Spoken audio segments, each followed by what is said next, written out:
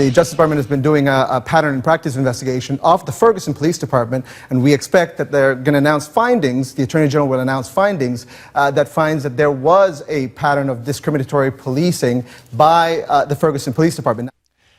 Eric Holder and the Department of Justice are about to lower a hammer on Ferguson, Missouri, the timing of which would seem more than a little suspect. This as the city itself is trying to rise from the ashes of a police shooting judged as proper and the riots that followed. The media is long gone. The people still remain.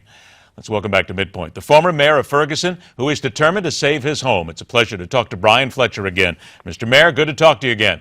Thanks for having me, Ed. I appreciate it. Pleasure. Or should I say, perhaps future city councilman. You are deciding to stay in Ferguson and get back into politics. That's correct. On 2011, I chose not to run for re-election after several terms as mayor.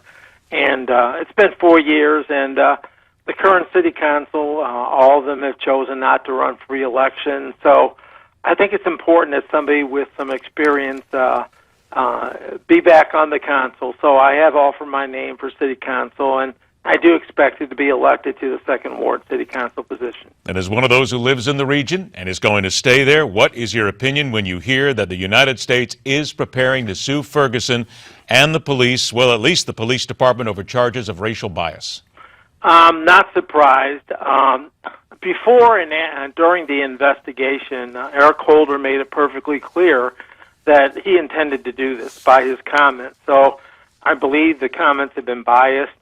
We in Ferguson don't even understand why there was an investigation in the first place. We had a shooting of an unarmed African-American teen, the first in 120 years of any teen being shot. It certainly didn't justify an investigation, especially when the grand jury and the government themselves have found that the officer acted within his job description. With regard then to the timing, do you find this a little suspect? I do, because the election is April the 7th. He said in a statement yesterday that he thought that the citizens of Ferguson would be happy with what is going to be announced, and I don't know which citizens he's talking about. He obviously spent a very short time in the city of Ferguson, and I think he's acting in a response to give cause a scapegoat reaction to have something that the protesters will feel they have accomplished something. Let me get back to that just a second here, because you brought in the word scapegoat. Do you think that Eric Holder and by and large part of it, the Obama administration is looking to make an example of Ferguson? Oh, definitely. There's no doubt within most of the citizens' mind. Again, you know, the grand jury and even the government themselves are not charging the officer. There is no systemic practice of civil rights violations in the city of Ferguson. Again, this is the only, we've had very few shootings of officer shootings within 120 years. There's not a systemic history or pattern. I'm going to be very interested to see what examples they cite when they make the announcement. But, you know, they can't even keep the announcement a secret. They've already leaked that. We are seeing a tremendous amount of shots, and we're still seeing them as you're talking here about what came of that night in Ferguson, burned out buildings, a lot of the rioting that happened there. And now we're learning that apparently the governor of the state of Missouri, Nixon, is the one who pretty much put the brakes on the National Guard getting involved and coming in and trying to stop that right now. I know that you have called for Nixon to resign, but what is the basic feeling in the city of Ferguson when they know that their governor is the one that stopped the National Guard from coming in and maybe saving their businesses? Well, there's just a general disgust. He went on TV the week before in front of the news media and stated he would have the National Guard protecting the businesses. Today's St. Louis Post-Dispatch, myself and a business owner are quoted. They were actually met with the state and were told that they didn't even need to board up their businesses, that they would be protected. Now, the businesses that did not listen to the governor actually stayed in their businesses with weapons. Businesses were spared.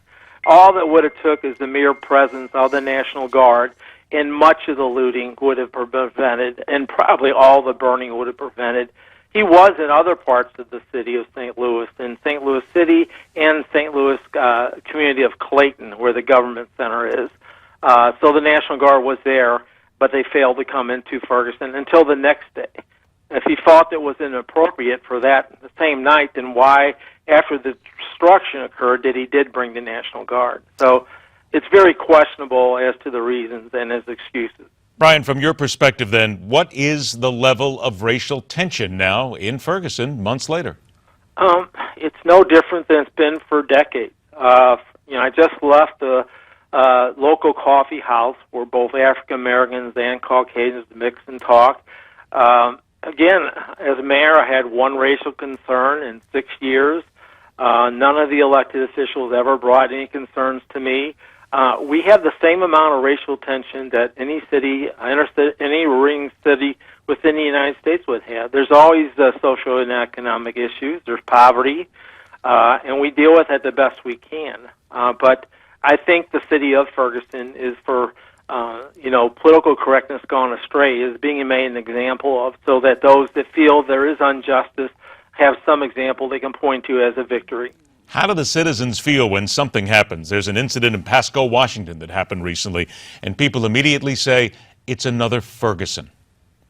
Well, it's sad because the image of Ferguson has been tainted. Ed, before August 9th of last year, we were a city that bucked the trend. We had restaurants, we had award-winning farmers market. We were nominated as a finalist for All-America City in the United States in 2010 when I was mayor. And we've gone from being one of the most prominent cities in the United States under our demographics to be viewed as a social ghetto. And it's quite distressing. I am starting to see some of my residents get concerned and starting to move. And that's really sad because the people that live here do love the city, and to some extent the government and the national media have made us a very bad example, something that's unfair and untrue. We have been truly victimized. I got about 30 seconds left. Do you feel abandoned now? The media's gone. Everybody's gone. Nobody pays attention to you now. Well, I thank you for contacting us. The local media still covers it periodically, and we still, our I Love Ferguson committee, which I helped farm in August, has now donated $100,000 to the small mom-and-pop businesses to help them out. And several of them have pledged to rebuild. They're waiting on insurance and things like that. So time will heal. It'll take time, and it's difficult. But we are survivors, and we'll come back and hopefully be better than ever. A man who loves his community, and I guarantee you we will stay in touch and see how things go in the restoration. Good luck on your run for city council, Brian, and I hope we get a chance to talk to you again soon. Thank you, Ed. I appreciate it. All right, my pleasure. Take care. One of the greatest con jobs pulled on taxpayers is making them pay for palaces where sports teams play. Scott Walker's got a point in this fight.